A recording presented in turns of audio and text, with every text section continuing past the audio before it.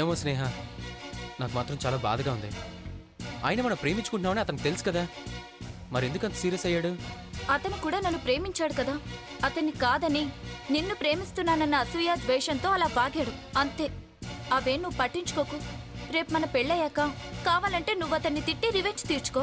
చిచి, నాకేం అతని మీద పగలేదు రివెంజ్ తీర్చుకోవడానికి.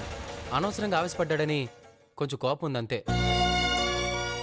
ఆ కోపం తగ్గాలంటే ఇప్పుడేం చేయాలి? ఏం చేయాలంటే వద్దులే. ప్లీజ్ చెప్పు గోకుల్. చెప్పినా నువ్వు చేయలేవులే స్నేహ. నిన్ను నమ్మి నా మనసే ఇచ్చిందాన్ని నువ్వు చెప్పిన పని చేయలేనా?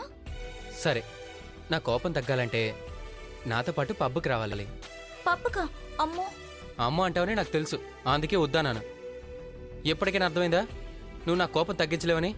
వెళ్ళు, నా బాధలేవో నేను పడతానులే. ఇంట్లో తెలిస్తే ప్రాబ్లం అవుతుంది. ప్రాబ్లం అయితే బండి ఎందుకు ఎక్కావు? ఇంట్లో తెలియకుండా తీసుకెళ్ళమని. అది కూడా అర్థం కదా? ఓ థ్యాంక్ యూ స్నేహ. ఇప్పుడు చూడు, బండిని గాల్లో తీసుకెళ్తా.